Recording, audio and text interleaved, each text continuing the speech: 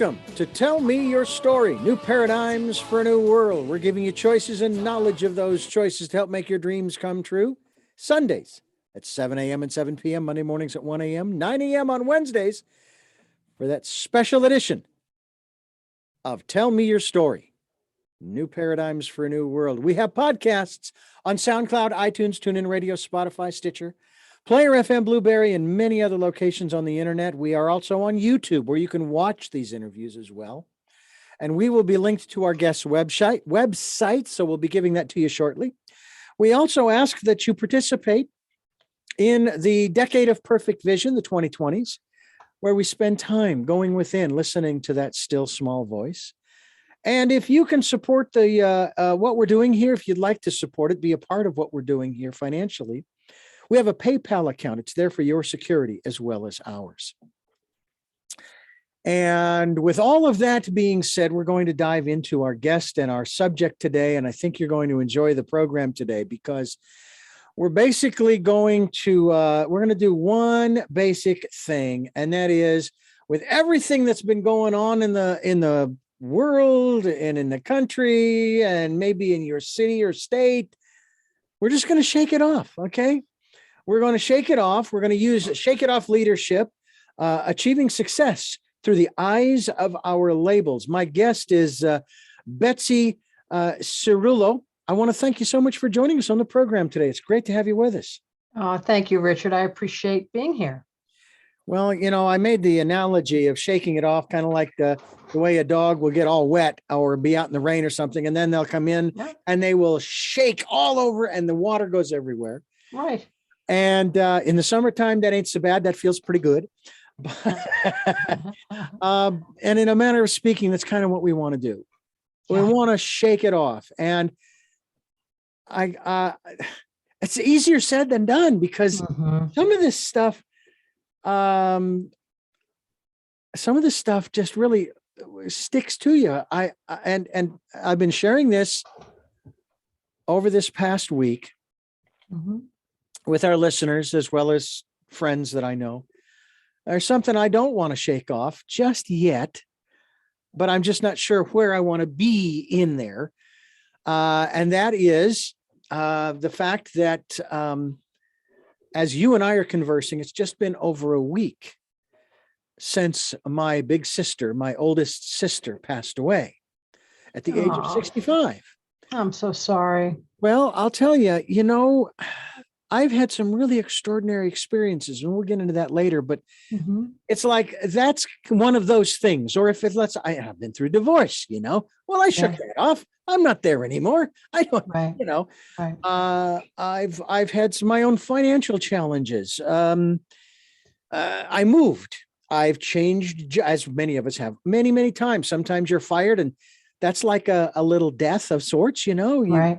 Part of you dies. Wow, that was my identity.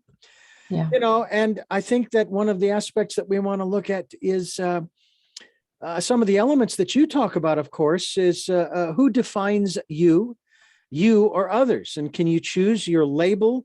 And we're going to talk about these labels and use them to empower yourself and your business. And we're going to talk about that. I'm going to even use the word masks. We can use labels. We can use the word masks. It's kind of all the same thing. And as you know, we put on a different mask depending upon where we are. I mean, I'd like to think I'm not masked now, but hey, I'm the interviewer, a host of the program. You're the guest. You have your mask on. You're the author. You're the coach, if you will. Let's talk a little bit about these masks, or again, we'll use your term, labels. Let's talk about these labels that we get. And of course, you also know about that concept where there are 6 different, let me do it this way, 6 different perspectives that people, that we have. You know, there's the way I see me, there's the way you see me, and so on and so on. And those are all part of those labels. Let's talk about the labels first. Well, you know, Richard, I want to acknowledge where you're at, and I really applaud you for bringing your vulnerability about your sister's loss.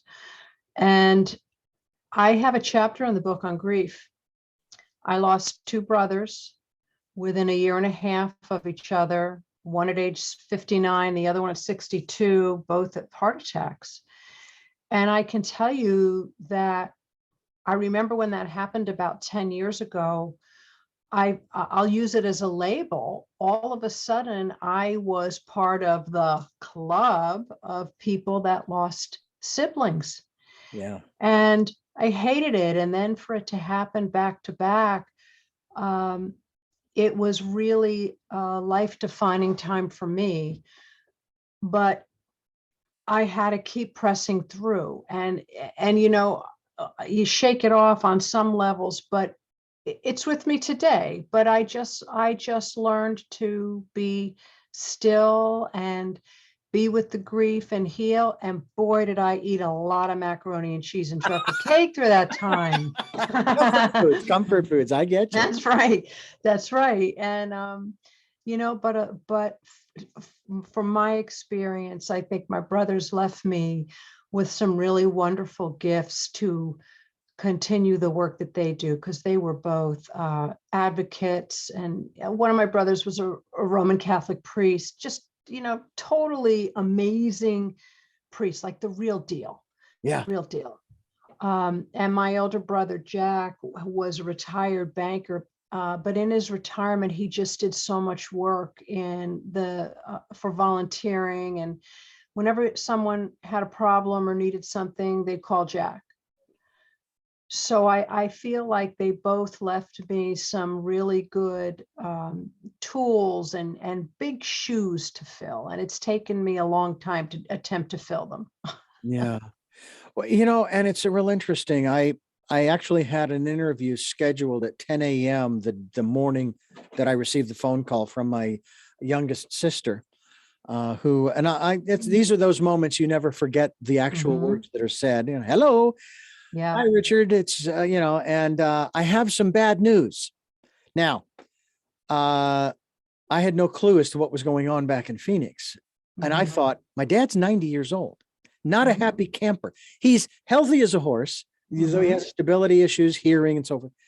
And I thought, oh, they're going to tell me that dad passed. And then, of course, they said, no, Jeanette, but that's the name of my sister. She passed this morning, all the details. And I debated whether or not to do the interview. And I thought, you know what? I know that people would cut me some slack. It's not something that's set in stone. I could certainly say, you know what? I've had a traumatic experience and I'm really gonna have to postpone. And I said, no, I'm going to do the interview. And I continue to do interviews, even only after a little over a week has gone by. I know some people never get over a loss. I don't know that I necessarily want to, quote unquote, get over it.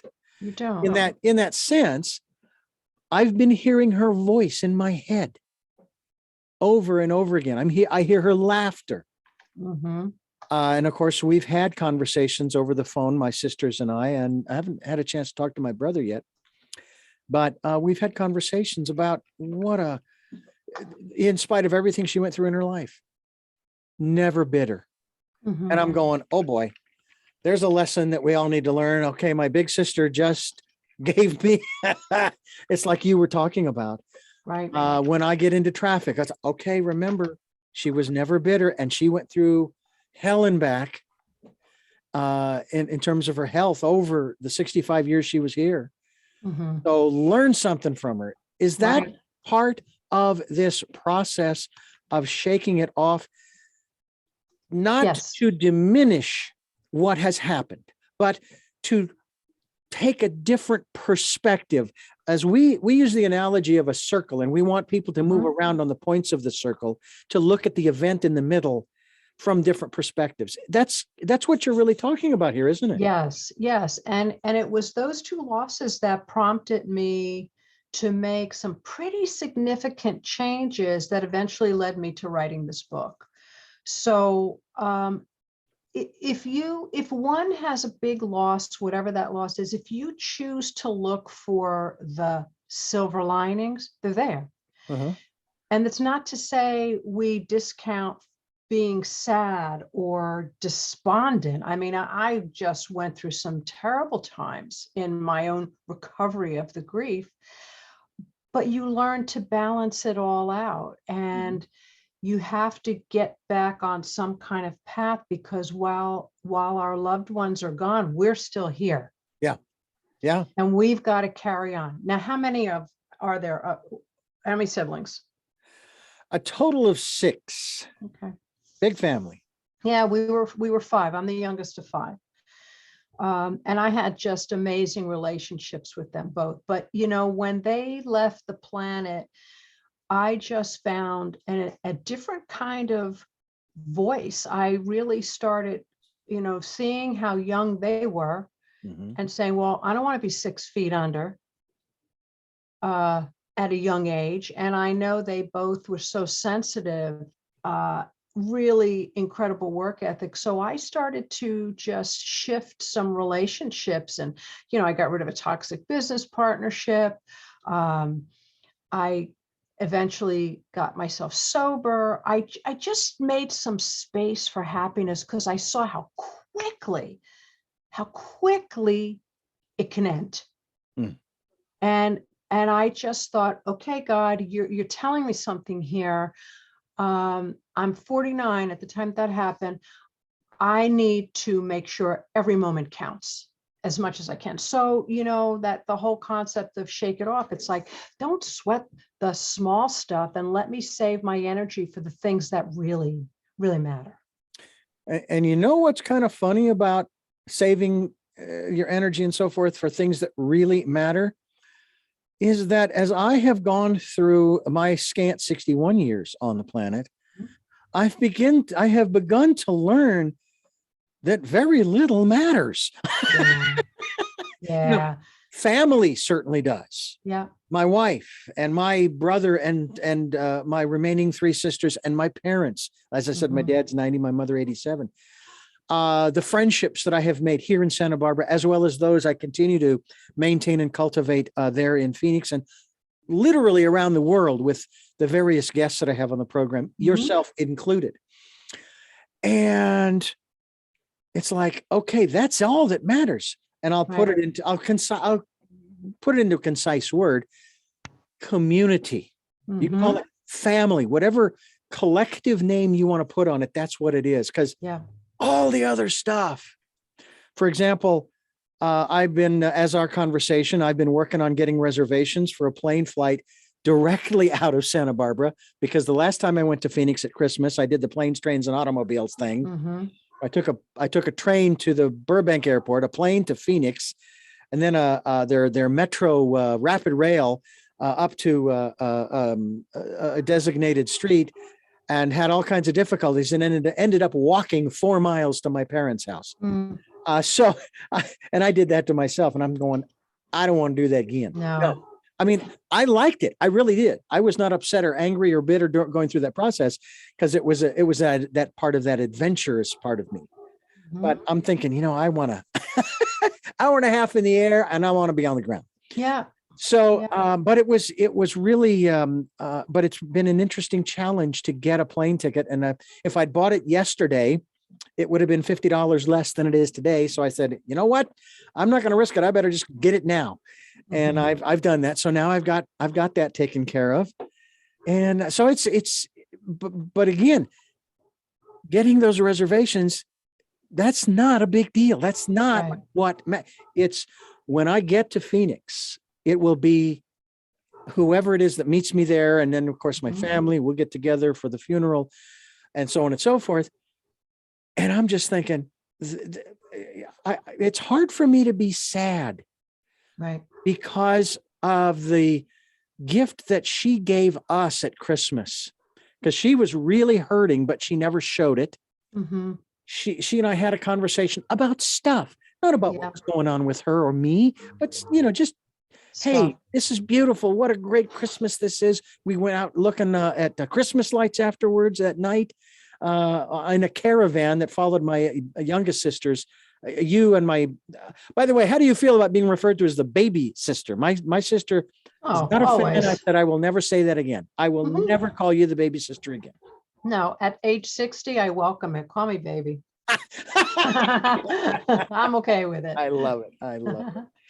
Well, folks, we're talking here with Betsy Cerulo. Sure, we're talking about her book in particular. We're talking, of course, about Shake It Off.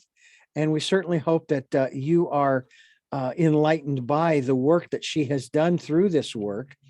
And we hope that you will get a copy through Amazon, through her website, Shake It Off Leadership. I should go with the whole title there. Shake It Off Leadership, Achieving Success Through the Eyes of Our Labels. And we're going to continue our conversation here with Betsy here on Tell Me Your Story. I'm Richard Dugan, your host, and we are talking about, shaking it off and realizing that, stuff happens. Mhm. I know that a lot of people, they get real political and they want to just tear apart whatever politician they want to tear apart, who isn't doing what they want them to be doing. They don't take the positions they want them to be taken.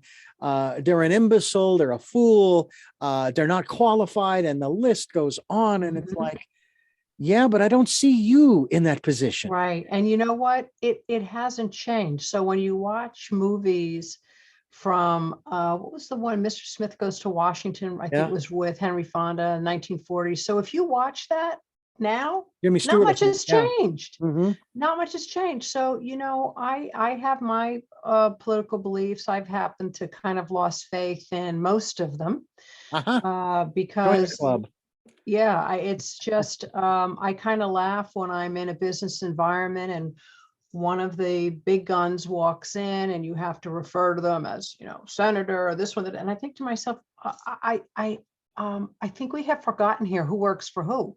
Yeah. Yeah. So, I just think too, with us, with the world that we're in, there is so much negativity that we really have to carve out our own path of joy where we can, because it's ugly out there. It's ugly out there. So we have to just create our own inner happiness. Heck with them. That's really important. And it's a subject that we talk about on occasion here on the program, that is happiness, because our founding fathers did put that into, at least it was in the preamble where it says, among these inalienable rights. And of course, that means there were more than these three listed. Our life, I got life, I'm here, my heart's a beating, and I can see, liberty, I can basically go wherever I want, do whatever I want to do. And happiness. Oh, I'm sorry. No. We can pursue it. We can never have it, at least by my understanding of the phrase, the pursuit of happiness, but you can't have it. It's kind of like that carrot out on the end of the string on the stick ahead of you. You can reach it and you'll never get. No, I disagree. I think you can have happiness, and it'll depend on your definition. So, I think there's a lot of opportunity now for people to really take a look at, okay, here's what's going on in the world. We have this travesty in Russia and the Ukraine. Yeah.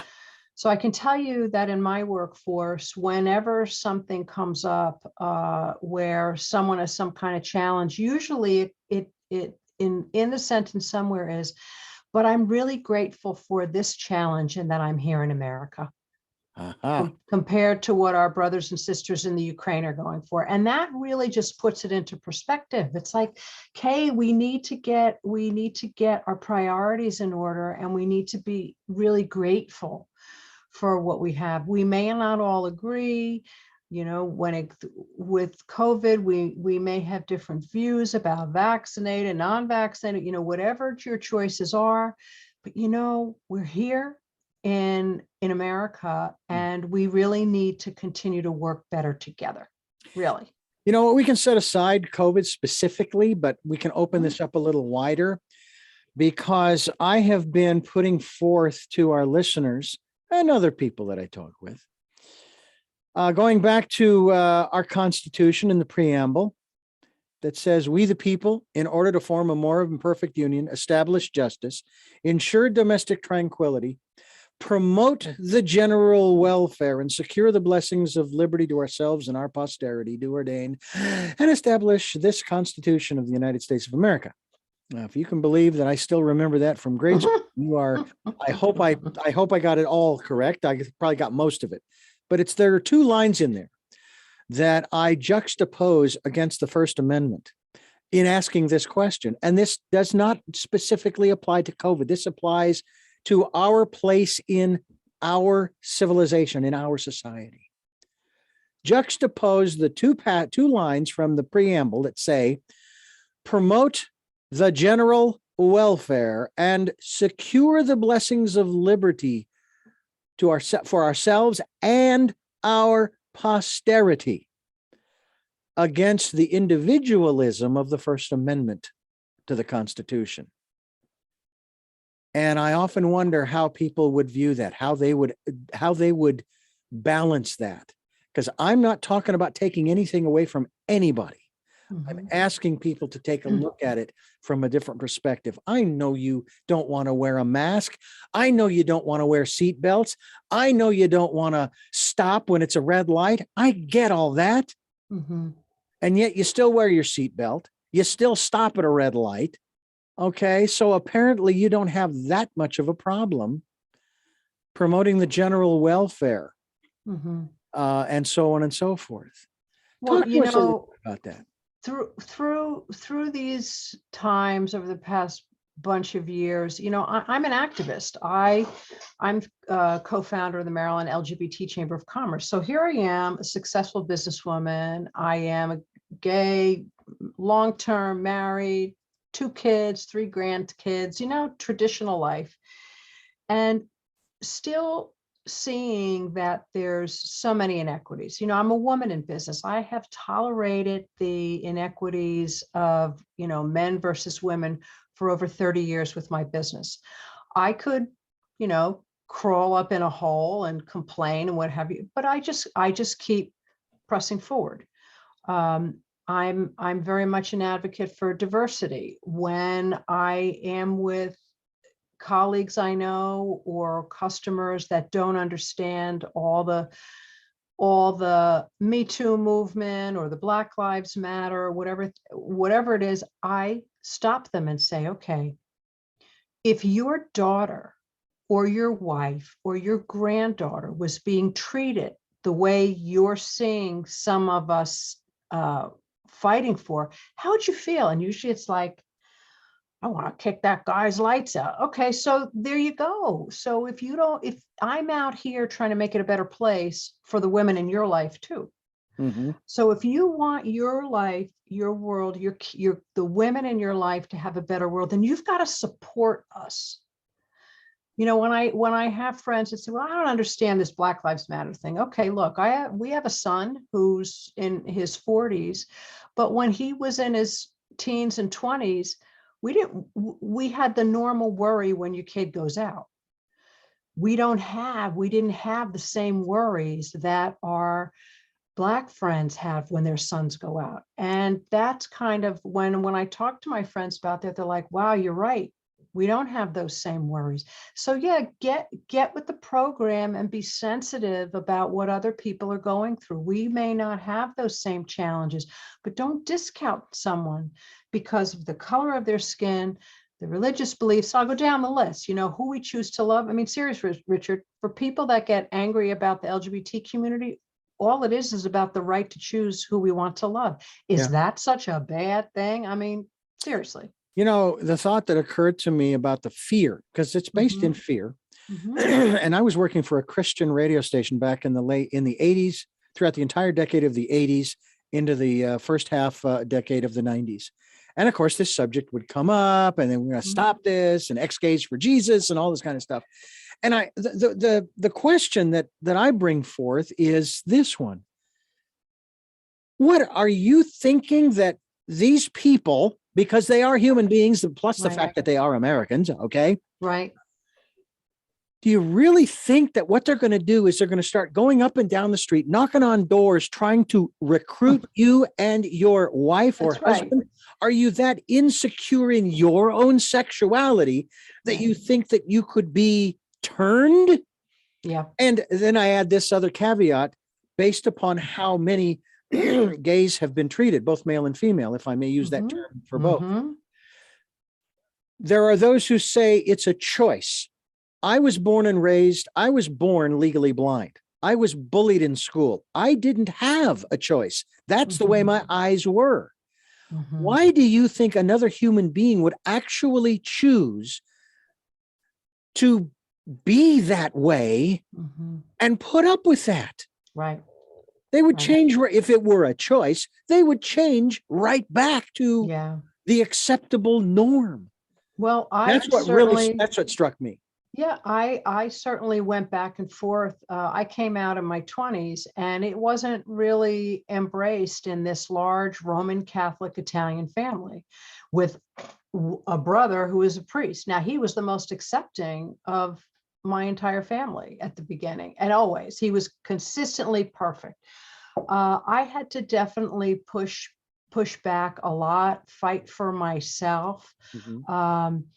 And many times when I get into conversations with my mother, I say, Ma, you know, look, I studied the same questions for communion and confirmation that you did.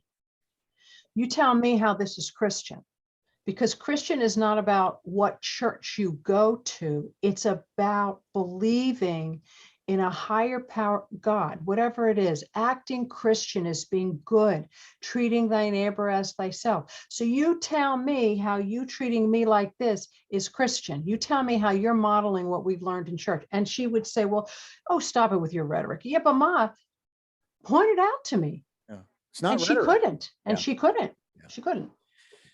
I remember also a beautiful conversation that I had with a rabbi, which I will share with you in just a moment. But I want to remind you who are watching and listening to Tell Me Your Story that we are here talking with Betsy Cerulo, and we are going to continue our conversation here on this program, talking about how to shake it off and shake it off leadership on Tell Me Your Story.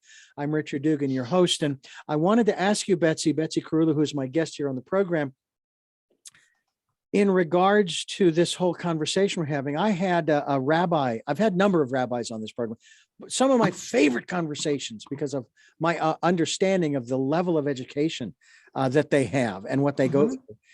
And we were chatting, we were talking about this subject, and he says, you know, that passage in Leviticus that they always love to throw up at people and bash people over the head with, such as yourself, Betsy. Well, do you know the context under which that law was created, was established? I said, no, I don't. He says, it's extremely important to know the context. Now, maybe back then, okay, and now we're talking BC, the population of the planet, I don't know, maybe 1 million, if that, I don't know, who knows? Maybe somebody does. But anyway, had to start somewhere, right? Right. All right. Where are we today? We're at close to 8 billion. Now, going back to the rabbi and putting it in context, he said, this is what he said, not what I'm saying, folks. What he said was the context in which that law was established was not to interfere with the procreative process of man. Now, since that law was established in BC, I don't know, 1,000, 2,000, 5,000 BC, whatever. Do you think that man has interfered with the procreative process of itself? Now we have 8 billion, and they're saying that by 2050, we could have maybe 10 billion on the planet. Do you honestly believe that that's been interfered with? And I'll answer this way. I don't think so, Tim. Well, you know, again, it goes back to fear. And even in business, if people would learn to embrace other people's success, there is more than enough business to go around for everybody. And the key is always the marketing part. How do you find it? How do you follow up with it? How do you bring it in? How do you service the whole thing? So it's not a simple equation, but if people worked together versus keeping people out, there would just be more good companies to do business with. And I know that even I have these conversations with other female CEOs in a peer advisory group that I'm part of. Women need to get better at supporting other women, because sometimes in business, there's that jealousy of, well, you've got this, I want to have what you have. But we have to all learn to work together. Now, from a business perspective in the LGBT community, business community, I think we have all realized how hard it was for a lot of us, because we were in the closet while we owned our companies, because that sometimes was the smart thing to do, that now we share business with each other happily and willingly. Yeah. And I think that's a great thing. And I think that my community has a lot to teach other communities. You know, it's interesting how, and of course, I don't know, I'd love for you to share your dynamics, the dynamics of your family. It sounds like a bit of estrangement with your mother in particular. But there's a passage in the Bible that says, be ye not unequally yoked with non-believers. So I'm sitting here thinking, okay, if you've got family members who are not believers, you better tell them to take a hike, because you're not supposed to be unequally yoked with them or people in business. You better make sure. And then there's that other part of it. They said to me during those 15 years at the station, oh, it's your personal relationship with Jesus or your personal relationship with God. And then they would come and challenge me as to whether or not I was saved. And I go, wait a minute, you just said it was a personal relationship. How is it that you're involved in it? Right. And why do you, and of course they say, well, we care because we want to make sure that you go to heaven. Why? Why do you care? Mm-hmm. And then I'll say this a little facetiously, but yet at the same time, I heard this, I was watching this one documentary on whatever, and they talked about being in heaven and sitting at the feet of the master and worshiping him for all eternity. And I'm thinking, boring. No disrespect. Okay. I'm not trying to be disrespectful, but it's like, I'd rather come back here and deal with the stuff that's going on here than that be what eternity is like. It just doesn't make any sense that we would go through this life, and this is the only life we have. Right. And then that's it. Or you go to hell. I mean, one of the two, if you're not a believer. I don't know. Just a lot of that stuff just didn't make any sense to me. And I actually got a little postcard, and actually it wasn't a postcard. Somebody took a piece of paper, made it small, put 2 stamps on it, our address, my name, their return address, not so much a name. And on the backside of the piece of paper, they basically wrote out how I had talked about original sin. And the bottom line they said was, you need to follow the money. Okay. When stuff like this comes, I've been thinking, really? So I'm thinking, I don't think we can really follow the money in what we were just talking about here in terms of the way people are separated from one another. And that was the other thing. I'm thinking, when I did believe in hell, fire, and damnation and the devil back in the mid 80s, by the way, it took me 5 years to push that belief out of here. I thought, this is just another way for the devil to separate us. That's all. Right. AIDS, homosexuality, trans, LGBTQ, whatever other difference there is between you and me. Well, that's just another way for the devil to separate us. We're not supposed to be separated, because we're all here on this planet together. Because if we were supposed to be separated, wouldn't you agree that the Creator probably made enough planets that each one of us could occupy our own, even at 8 billion? Probably. Okay. Probably. I mean, when I listen to certain people who, I don't know the best way to say, because I certainly don't want to have any of your listeners be mad at my approach, but people who are very religious, when I hear people have been so harmful and are just so racist and they can't even control themselves, I think to myself, and you call yourself Christian? Yeah. We are all humans. We are all created equal. Sadly, we have a lot to learn in that department. And that really aggravates me, especially when I've heard people like, I have people that I have really loved and valued and, admired when I see some of their social media postings through Black Lives Matter, having certain people refer to COVID as the China virus. And these are people that I knew in business. And I think to myself, don't you even see how racist you are? Yeah. And you call yourself a Christian? No, that's not how it works. What about the influenza? Are you going to start labeling that too nationally as a nationality? I mean, because Probably. we don't know exactly where it comes from. All we know is that it circles the globe every year. Mm-hmm. So talking- we have a Go lot ahead. of work. We Yeah, just we have do. a lot of work ahead. Betsy Cerulo is my guest, and Shake It Off Leadership is her book. BetsyCerulo.com is the website, and I'm going to give you that website as we are here on this program. Betsy Cerulo, that's BetsyCerulo.com. And I just had and this is kind of interesting. Side note here, folks. I got a text from my wife saying that a fly flew into her eye.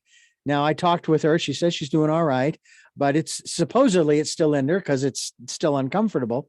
And I just had one fly by me going, don't you dare. That's why I've got my shields on my Shake It Off Leadership. That's what we're talking about here. I'm Richard Dugan, and this is Tell Me Your Story. We are talking with Betsy Cerulo, and we're talking about Shake It Off Leadership. Was there any other phrase that you had at the time when you came up with Shake It Off, or is that kind of, how did that come about?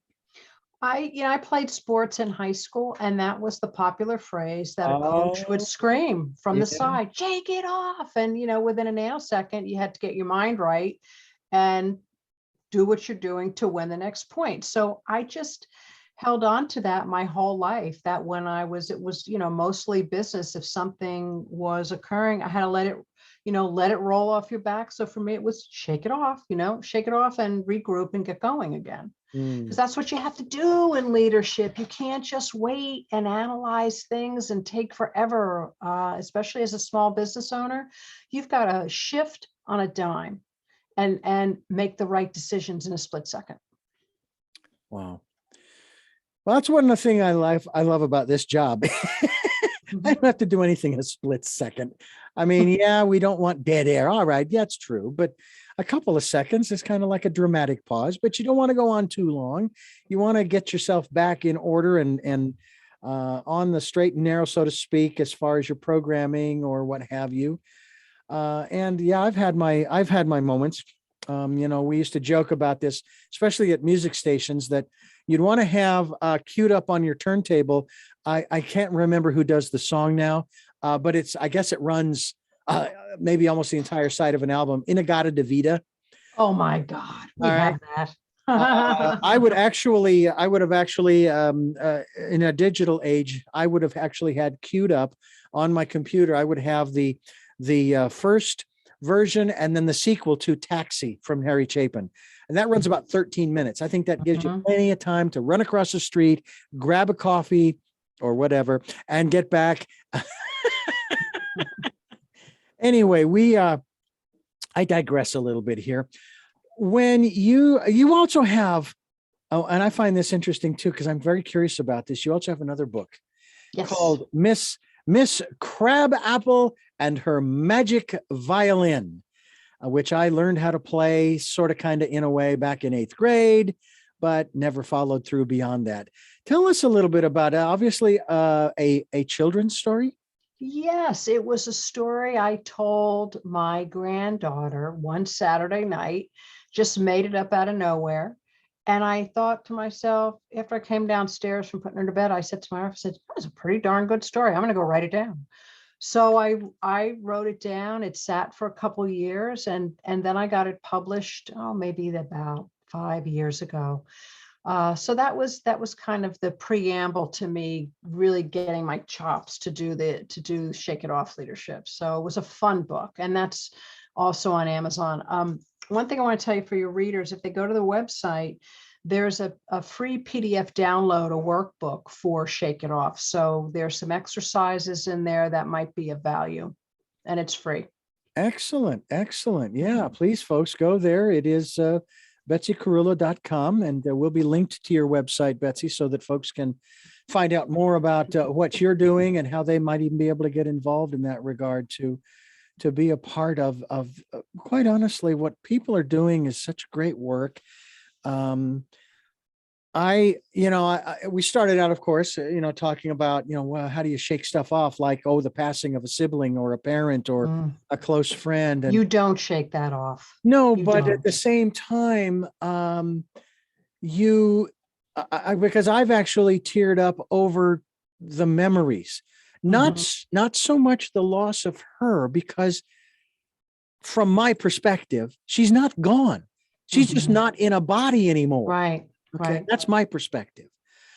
But I think about, as I mentioned earlier, I think about those times when we were kids growing up and how she was practicing French horn down the hall in the girls' room, and we were outside playing, and pretty much that's what you heard even while we were playing kickball, and then her laughter and some of the things that she would say, and her smile, and just all of the different aspects, even in the age of 65, because when I was able to got to see her at Christmas this past year, and she was still that way, and she still had that laugh, and she, so it's like, yeah. And people like you will say, oh, I'm so sorry for your loss. And I'm not saying I don't appreciate that. Thank you so much.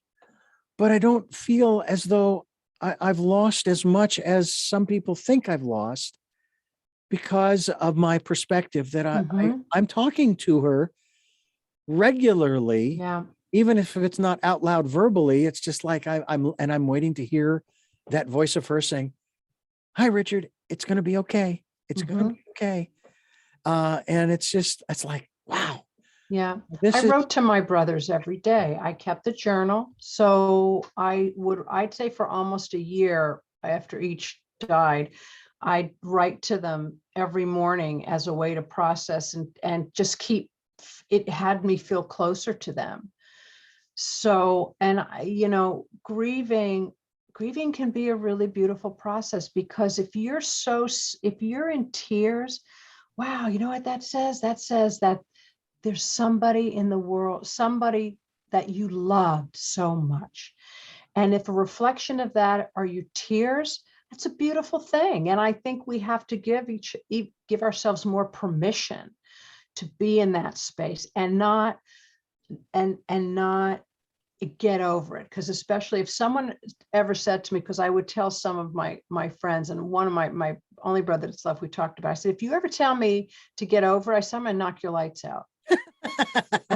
And he's older than me and he's bigger than me.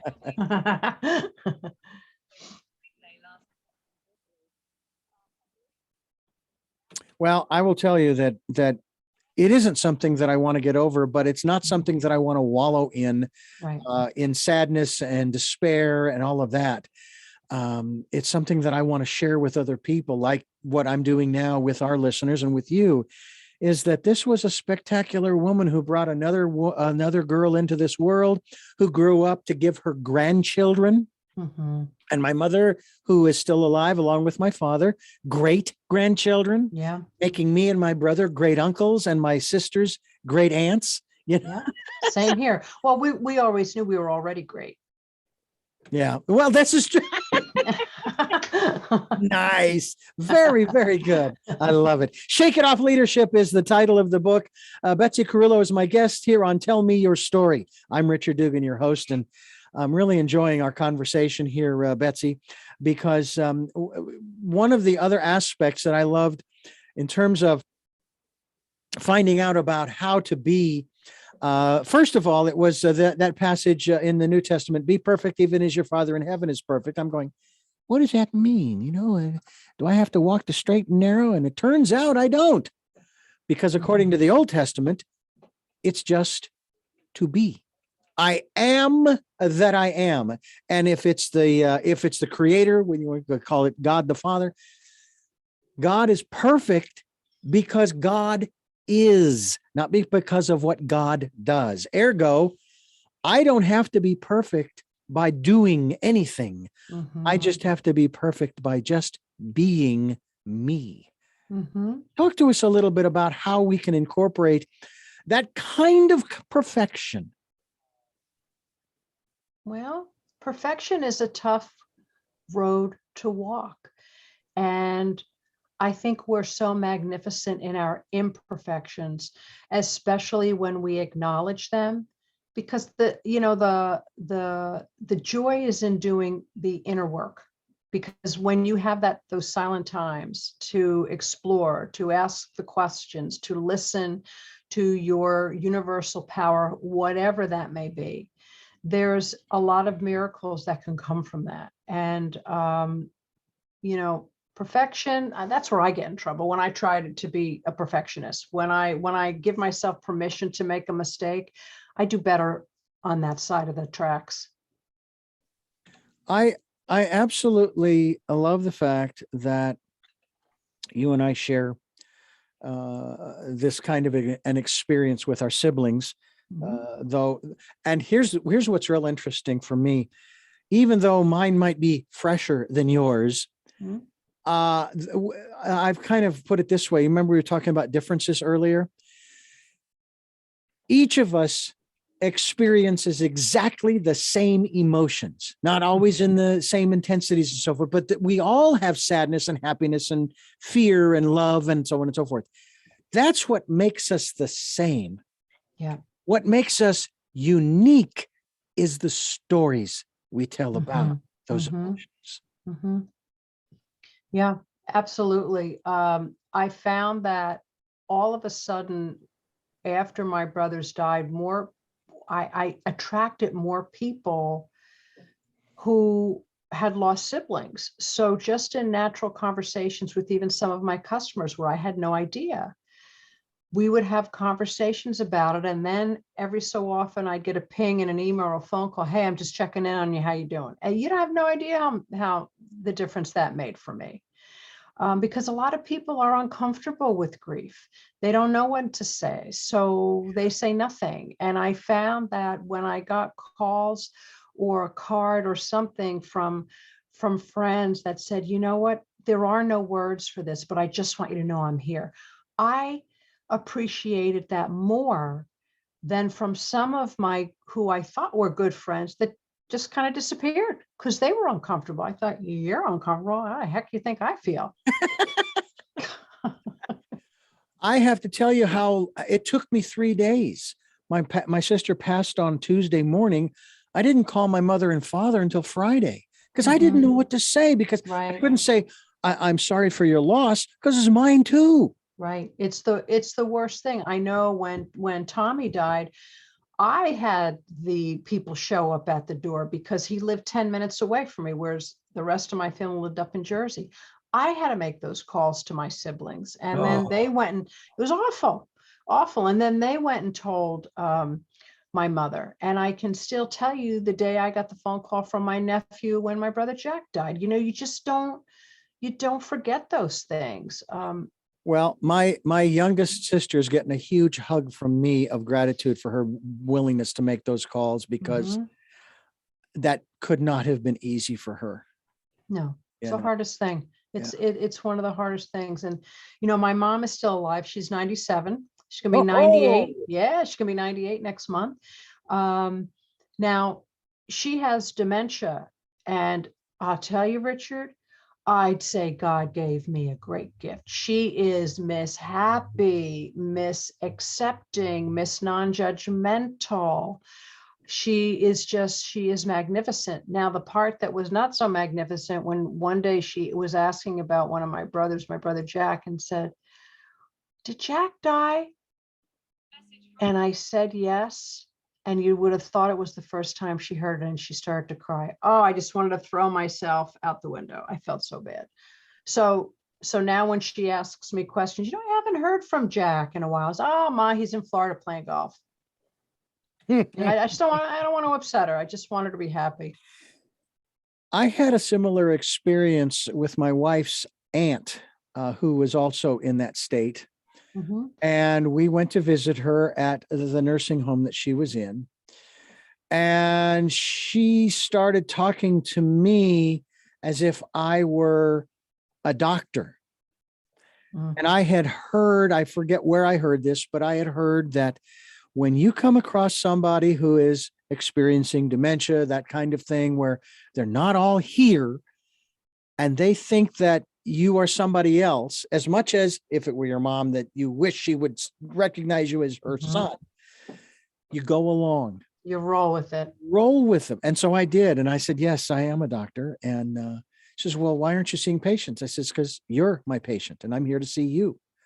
And just kept it in that respect. Mhm. And sometimes, and I've even heard this said too of folks who are on that spectrum of like Mhm. autism or Down syndrome and so forth. Mhm.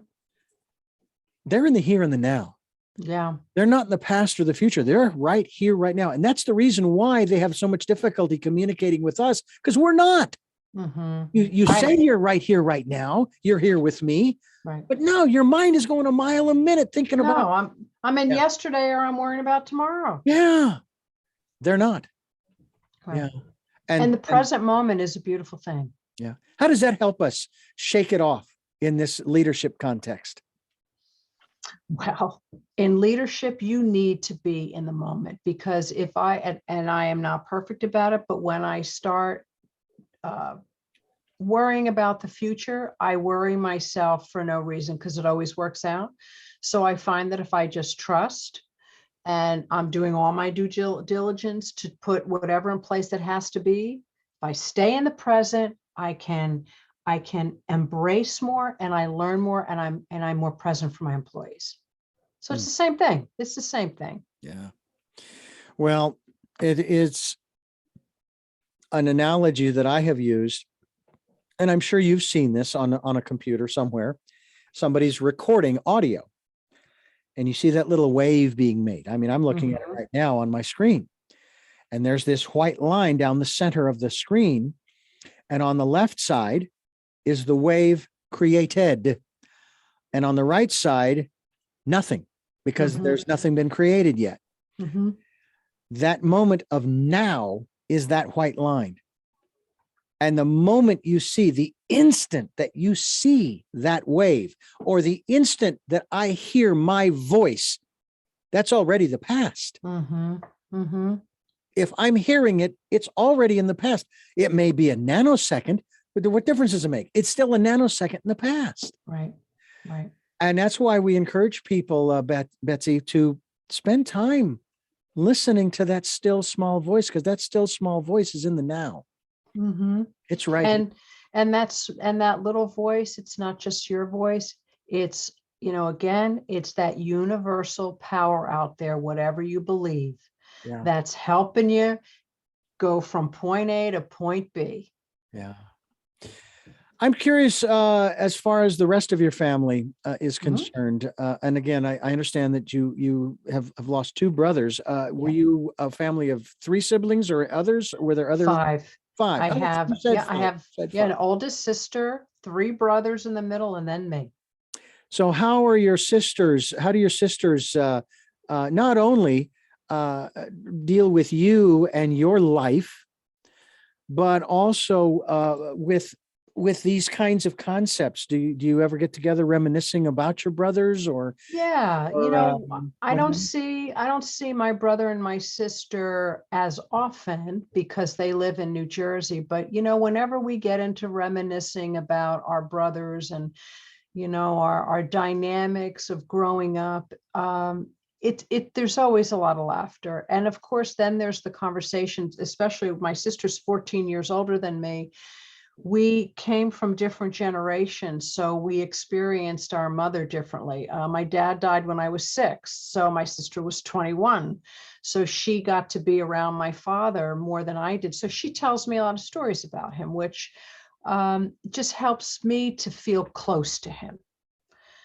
And it's important. I think it's so important to be able to tell those stories of your siblings when you grow up, because it helps, especially in loss, it helps to fill the void. Hmm. And isn't laughter one of the best healers? That's what they say. I did that. I did that the other day in an interview. I said, yes, according to Reader's Digest, laughter is the best medicine. That's right. That is Well, right. to me, it's such a blast to hear. I was talking with a woman the other day on this program, and she was sharing the trauma that she went through, the drama that she went through of losing one of her baby after 2 weeks, and she held the baby. She didn't get to touch the baby because it was immediately whisked off the NICU. But it was 2 weeks in, and they knew that the baby wasn't going to make it, and so they pulled it off of all of the life-saving devices, gave the baby to her. And when she was sharing the story, and when she was done, and she never broke down. It wasn't that she stayed stern, but you could still hear the emotion. And I said, you must have really gotten a lot stronger. She says, no, I still have those moments when I'll think about, and I forget the child's name that she gave. I still think about him. I will tear up from time to time. And I said, but what's really frustrating is when people who cry apologize. You apologize when you laugh. No, you don't. Really, You don't. So don't apologize if you cry, because that's part of who we are. Right. Right. Well, I think, Richard, the universe brought us together at a perfect time, that you have had this recent loss, and your sister's gone on to another world and is still right there by your side, and that I've had similar experiences. So I think it's just perfect timing that we get to do the show together right now. Couldn't agree with you more. By the way, that interview that I was sharing with you about with this other author, that was the half hour after I had been given the news. And I had some relatives listen to it. I think that the best conclusion, and they were not thrilled, though I wasn't being offensive or anything of that nature, but epitomized by one of my sisters, who said, I think for both you and us, because they listened to it on Wednesday of last week, as we're conversing here, which was less than a day or more, just over a day, too soon. That old phrase, was it too soon? In this case, she's saying, I think it was a little too soon for you as well as for us, because we're still trying to process what's happened. And I appreciated that, because it took the sting out of the review that I was given. And I apologized. I said, I didn't mean to hurt or offend anybody. I would never do that. I would never do it intentionally, and so forth and so on. So, there you go. It's to me, it's just really incredible what comes together. And I don't believe in coincidence. I do believe in coincidences, incidents that come together. And that's what this is here with you, Betsy Cerulo, and yours truly here on Tell Me Your Story. I'm Richard Dugan, your host, and Betsy Cerulo is with us here to talk. We've been talking, I should say, about her book. I want to thank you so much for giving us so much time here on the program, and I'm hoping that maybe we'll have you back. Have you got any more books in the offing? In the works, yes, but I don't even have titles. I do have a children's book. I'm almost done, but I'm going to be working on another series of leadership books. And you're over there on the East Coast. You said in Baltimore? Yes, Charm City. Charm City. I have never heard that before, but that's nothing new. There's lots of stuff I haven't heard before. I've been to New York City. It's been 10, 20, almost 30 years since I was in New York City. Lots changed. I'm sure it has. And I remember walking the streets. This kind of ties in a little bit. Walking the streets at 5 o'clock in the afternoon on a Friday. And I was both excited and exhilarated and saddened by what I was experiencing. I was excited by the hustle and the bustle and everybody moving around and doing their thing. And the sadness was that it was as if everybody was oblivious of everybody else, you know? And that's one of the things I like about living here. Phoenix was not too bad, but it's a pretty big city now too. But here in Santa Barbara, my God, you walk into a store and invariably you're going to run into somebody that knows you. And I had that happen with one gal. I saw her at this one store, and then of course, hey, we'll see you. And I did my thing and I left and went to another store, and guess who showed up? And I said, are you stalking me? But it's hard not to run into people that you know, and developing that, which is the most important, which we talked about earlier, and that is community. So we thank you so much for sharing this with us, and this aspect of shaking it off. We want to shake it off. Shake It Off Leadership is again the title of the book.